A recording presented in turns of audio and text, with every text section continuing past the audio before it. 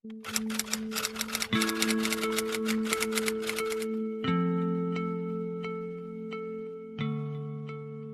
kesempatan siang hari ini, saya beranjak sana ke rumah senior guru saya, Ketua Umum Peradi, Bapak Haji Rambe, sarjana hukum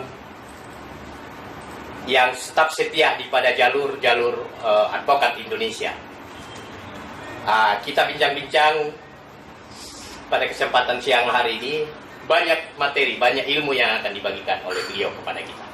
Baik Pak Rambe, ini kira-kira ini dengan banyaknya organisasi advokat ini, apa yang kira-kira sebagai Ketua Umum Peradi yang bisa kasih gambaran dan masukan tentang ini?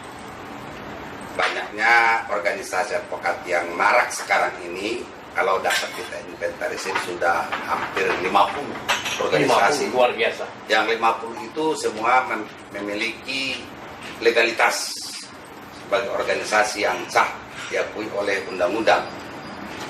Kecuali Peradi, saya belum ketahui apakah mereka sudah dapat. Ada berapa Peradi, Pak? Peradi ada, terakhir saya mendengar dapat 7, tapi yang beredar adalah 6. Ya, dari semua itu sepertinya belum memiliki legalitas yang sah menurut undang-undang ataupun menurut organisasi profesi ataupun organisasi kemasyarakatan.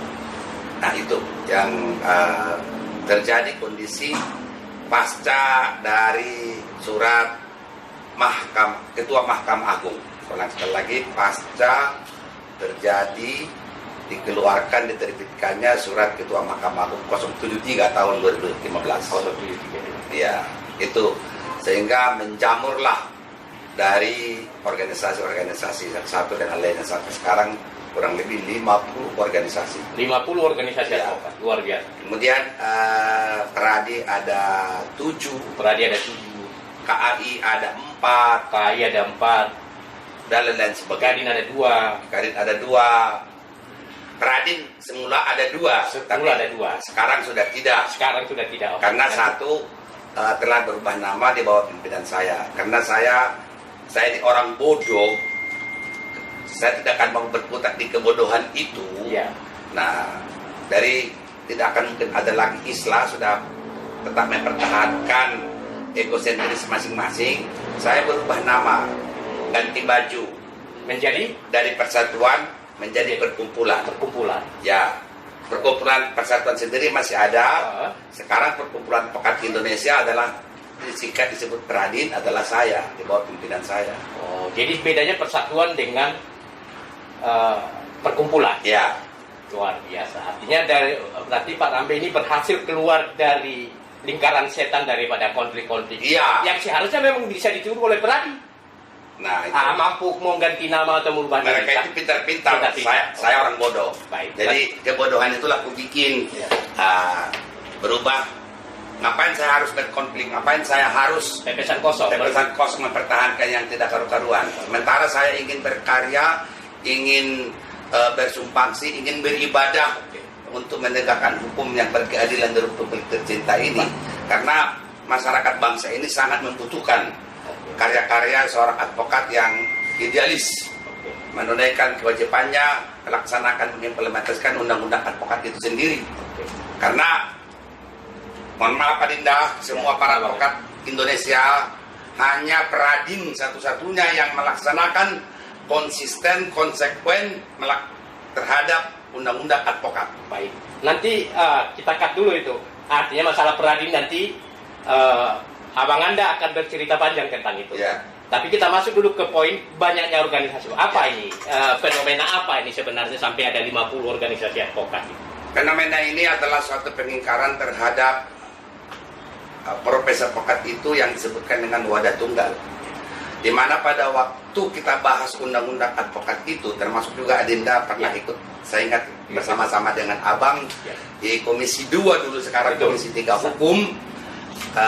Terjadi 2 yang alot berkali-kali dilakukan pembahasan antara single bar dan multi bar. Dengan segala argumentasi, dengan segala pendapat, semua pendapat ahli sudah didengarkan, memaksakanlah keadaan pada waktu itu menjadi wadah tunggal. Karena yang mendengar suara pada waktu itu hanya Bang Buyung. Betul. Nah, sementara suara saya sendiri Ya. didengar tapi tidak pernah diperhatikan. Betul. Nah, di situ saya lontarkan kata-kata bahwa jika undang-undang advokat ini menjadi single bar, inilah kehancuran profesi advokat Indonesia. Karena di dunia ini tidak akan pernah ada, belum ada pernah namanya single bar. Amerika aja pada waktu itu 3.000 asosiat yang ada di Amerika. 3.000 pada waktu tahun 2000 itu. Belum Ya. 3 itu. Kita inventarisir dan saya tunjukkan persentasenya dengan slide bahwa jumlah asosiat di Amerika itu 3.000-an. 3.000. Nah, apalagi kita ini, mana mungkin kita lakukan? Satu. Argumentasi saya kedua, bahwa kita sudah melalui perjalanan waktu mulai dari berdirinya Peradin tahun 64 sampai dengan tahun 2000 pada waktu kita bahas undang-undang advokat itu, sudah berapa organisasi berdiri, berapa kali dibangun untuk single bar, tidak akan pernah berhasil. Tidak pernah berhasil. Nah, pertama dari Peradin, Ya. tahun 60, tahun 85. Peradin 65. 64, 85 Peradin. Peradin 85 pecah menjadi Ikadin. pecah menjadi K. Berarti Ikadin ini pecahan dari Peradin. Iya, Oke. pecah, 85. bukan pecah sebenarnya. Memisahkan diri. Bukan memisahkan diri. Karena Peradin waktu itu sangat dibenci oleh rejim Pemerintah. Orde Baru. Ya. Karena kita tidak mau didikte, Peradin itu tidak mau didikte oleh rejim berkuasa. Berkuasa. Nah, dengan cara-cara manuver politik hukum mereka pada waktu itu dibentuk Ikadin. Tapi Peradin pada waktu itu tafakur. Tafakur dia. Tafakur. Tidak dibubarkan itu, tidak Ya. dibubarkan, tidak membubarkan diri. Nah, Peradin ya. Peradin. Ya, Yang hidup saya dan tidak mau lah kira-kira begitu. Ya. Kemudian berhasil pemerintah mendirikan Ikadin. Ya. Itu 5 tahun kemudian Ya. Ikadin pecah lagi. Ikadin pecah lagi. Tahun berapa itu kira-kira? 90. 85-90. Oke. Nah, jadi 85 berdirinya Kongres Munas pertama Ikadin di Hotel Indonesia Di Jakarta. Iya, Jakarta tanggal 10 November. Karena saya juga ikut pelakunya. Sebagai pelaku sejarah. Iya, pelaku sejarah. 10 November 85 itu berdiri. Kemudian 5 tahun kemudian pecah lagi berdiri AAI, Asosiasi Advokat Indonesia. Oh iya. Oke. Kemudian berdiri lagi Ya. IPHI, Ikatan Pengacara Hukum Indonesia. pengacara Ikatan Pengacara. Ikatan Penasihat Penasihat Hukum Indonesia. Pecah lagi Pecah lagi. HAPI Himpunan Advokat Pengacara Indonesia. Nah, habis HAPI, aduh apa lagi ya urutannya? Macam-macam lah sampai di situ. Baik. Nah, itulah argumentasi saya pada waktu pembahasan undang-undang advokat itu. Tapi teriak semua karena Bang Buyung begitu hebat, sehingga suaranya yang diperhatikan, yang dipertimbangkan jadilah single bar. Dan di situ saya berucap kata menyampaikan kepada pembahasan rapat di Komisi Hukum DPR itu, disetujuinya undang-undang advokat ini menjadi undang-undang adalah awal kehancuran profesi advokat. Itu statement apa ketika itu? Ya, ketika itu. Dan semua di cover TV, koran, dan sebagainya. Luar biasa. Ya. Nah, kemudian pada waktu saya diwawancarain, alasan saya mengatakan demikian itu karena saya langsung diserbu oleh wartawan. Saya katakan, nanti undang-undang advokat ini banyak yang akan disalib, menyalip akan terjadi. Udah prediksi apa berarti sebelumnya Iya, itu? akan terjadi. Akan tersalib, menyalip akan terjadi. Nah, waktu berjalan seiring semua sudah berlalu, disahkannya undang-undang advokat 2 tahun kemudian setelah diundangkannya undang-undang advokat itu diberikan tenggat waktu untuk membentuk undang-undang, membentuk wadah tunggal dimaksud dengan cara seperti yang diatur dalam undang-undang advokat itu musyawarah didirikan munas musyawarah nasional advokat Ya. untuk mendirikan organisasi yang baru ini sesuai dengan mandatori undang-undang advokat. Sudah lewat tenggat waktu 6 bulan, Ya. itu tidak pernah terselenggarakan, tiba-tiba muncullah Peradin. Oke. Jadi secara Setelah undang-undang disahkan? 2 tahun. Ya. Disahkan menjadi undang-undang, Ya. diberikan waktu 2 tahun. 2 tahun. Nah, ini sudah lewat 6 bulan Ya. dari disahkannya undang-undang Undang-undang. advokat, belum berdiri, tapi Organisasi tiba-tiba tunggal ini. organisasi tunggal, tapi Oke. tiba-tiba muncullah Pradi. Pradi. Yang disepakati oleh waktu itu 8 organisasi. 8 organisasi, bukan melalui munas menurut Bukan undang-undang melalui munas. advokat. Melalui akte notaris. Ya, mereka rame-rame Rapat-rapat. notaris. Nah, itulah masalahnya. Nah, saya potong sedikit Bang. Artinya kan dulu undang-undang advokat yang disahkan sekarang yang dipakai sebagai undang-undang advokat sekarang kan Abang juga salah satu penggagasnya menyampaikan ke Bang Atan Buyung Nasution. Bang Atan Buyung Nasution kemudian tegas-tegaskan Abang Taufik Basari sekarang anggota DPR itu yang kemudian terus berkomunikasi ke DPR RI. Bagaimana proses sampai kemudian itu memang apa gejolak atau diskusi yang sangat keras terhadap undang-undang yang advokat yang sekarang dipergunakan itu. Apa ini gagasan itu? Mungkin bisa jadi karena Abang kan menjadi mitra taktis dan strategis Bang Atan Buyung ketika itu. Ya. Bisa Abang ceritakan itu supaya para advokat-advokat muda itu juga memahami proses pergeseran dari tidak adanya undang-undang advokat sampai kemudian disahkannya undang-undang advokat. Ya, awal mulanya gagasan tentang pembentukan undang-undang advokat ini adalah dari usulan pemerintah sebenarnya. Dalam hal ini Menteri Kehakiman pada waktu itu Muladi. Berbincang-bincang kita melakukan sedemikian rupa komunikasi, kita jalin hubungan baik yang semula bahwa pemerintah dengan advokat itu, apalagi organisasi advokat, sangat bertentangan satu dengan lainnya, tidak pernah seide. Tapi berhubungan karena sudah orang akademisi, Menteri Kehakiman waktu itu Pak Muladi. Nah, inilah terjalin hubungan komunikasi dan sebenarnya kita bentuk sehingga pemerintah melalui Menteri Kehakiman meminta membuat draft undang-undang advokat. Ada istilahnya pada waktu itu, kalau sekarang saya tidak tahu apa istilahnya. Draft 1, draft 2, draft 3 dan seterusnya. Nah, tangan saya inilah pertama menulis draft undang-undang advokat yang sekarang ini, Pak. Ya, sekarang ini. Tangan saya pertama kali diminta oleh Menteri Kehakiman karena pada waktu undang-undang advokat ini atas hubungan Bang Buyung dengan Menteri Kehakiman Muladi waktu itu saya mediasinya. Nah, sehingga karena saya mediasi antara pemerintah dengan organisasi, sehingga posisi saya, jabatan saya selaku ketua bidang pendidikan dan pembinaan IKADI. Nah, makanya saya diberikan tugas untuk itu. Saya paret-paretlah mulai segala sesuatunya. Luar biasa. Berarti draft konsepnya itu awalnya dari Abang? Ya. Pada saat itu Abang juga masih kuliah pasca sarjana di UI. Nah, coba di sana dari segi ilmiah yang disebutkan dengan sekarang itu namanya naskah akademis. Belum akademis. Baru naskah. Oke. Naskah dulu kita susun, mana arahnya ke dan sebagainya.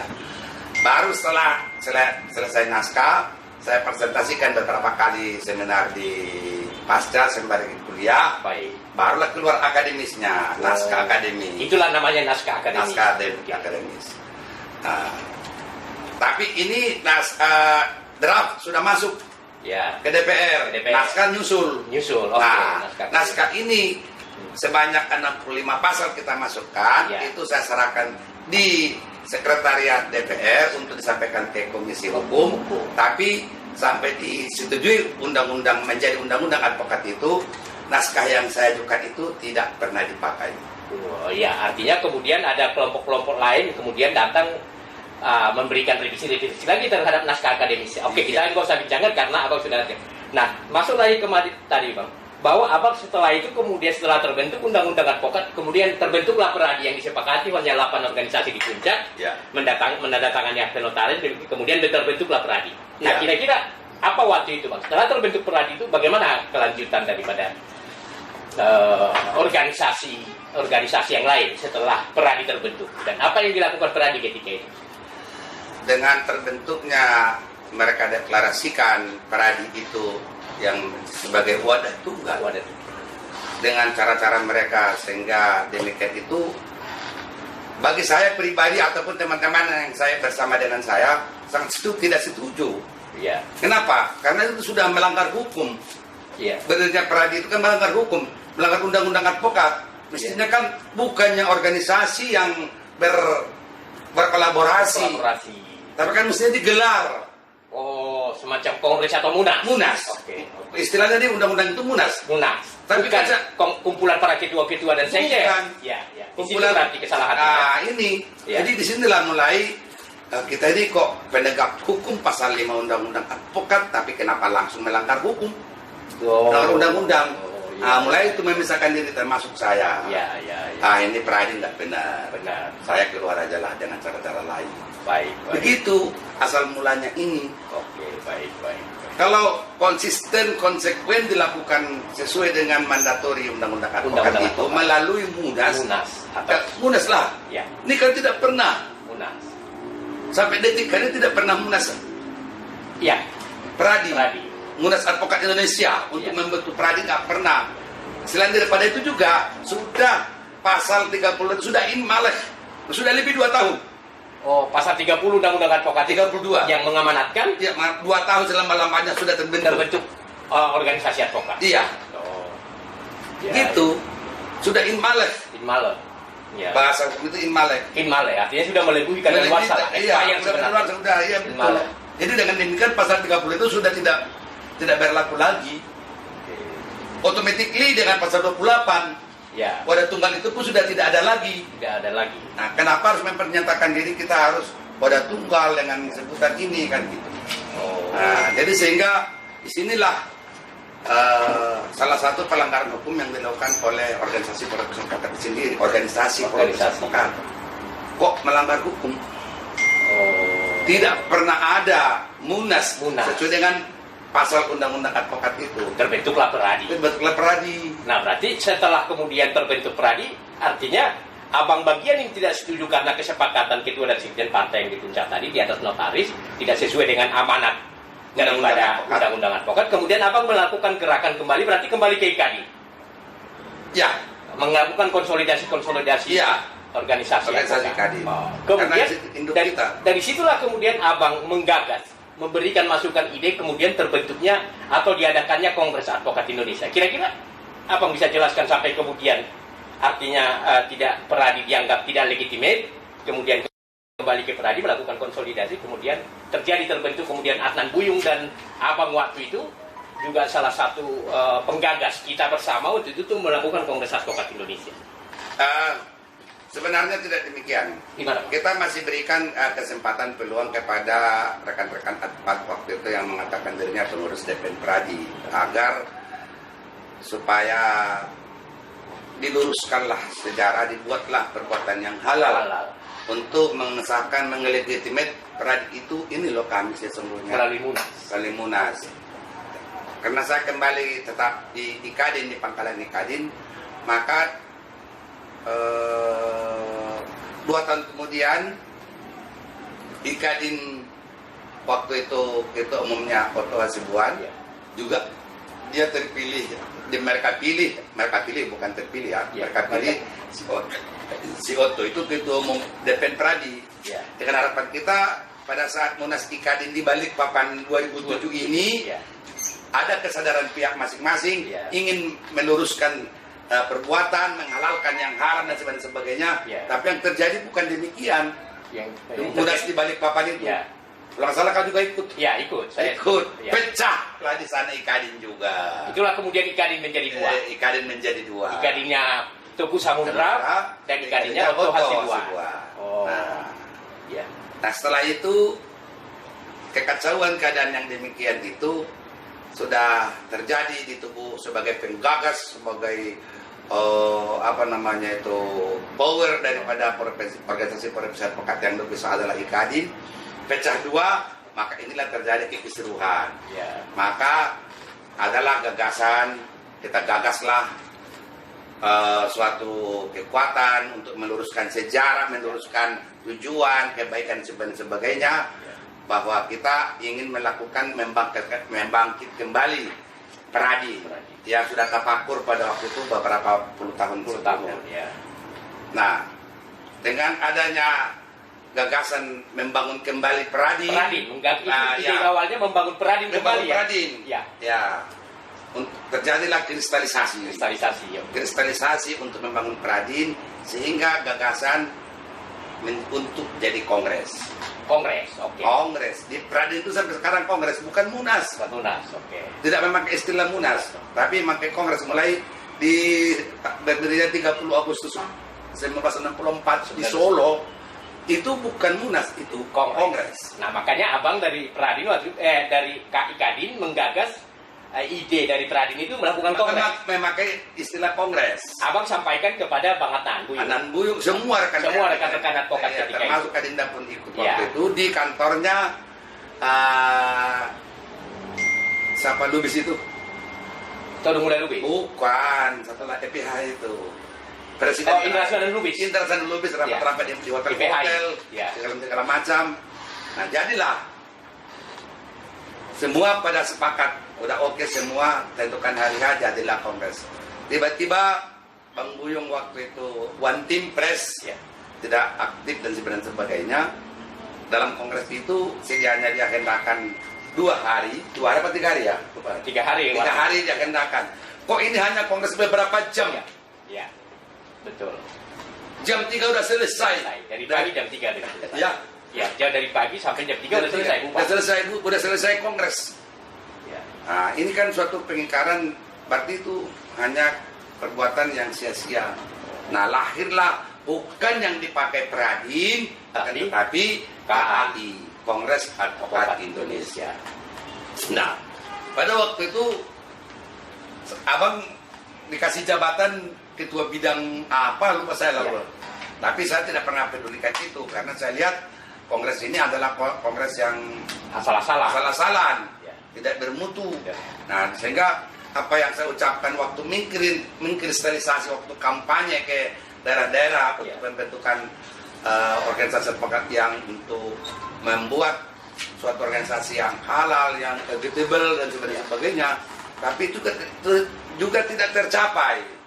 Melalui kongres one man one vote. Iya, tidak tercapai. Pokoknya langsung aja semua. Aduh, jadi apa namanya itu, intelektual profesi itu kok tidak ada. Tergadaikanlah ketika itu. Ataupun terkesampingkan. Nah, sehingga karena sudah keadaan itu tidak mungkin dapat saya berbuat, ya sudah. Dari situ banyak juga rekan-rekan, bahkan pada waktu yang hadir kongres banyak yang tidak advokat kok. Ya, waktu itu banyak yang hadir, termasuk kemudian Presiden KAI ini saudara cucu. Waktu itu saya WA dari Kalimantan, mereka datang masih bawa tas koper besar. Waktu itu ikut di Kongres Advokat Indonesia di Sudirman. Ketuanya Ahmad Yani. Nah, itu waktu kita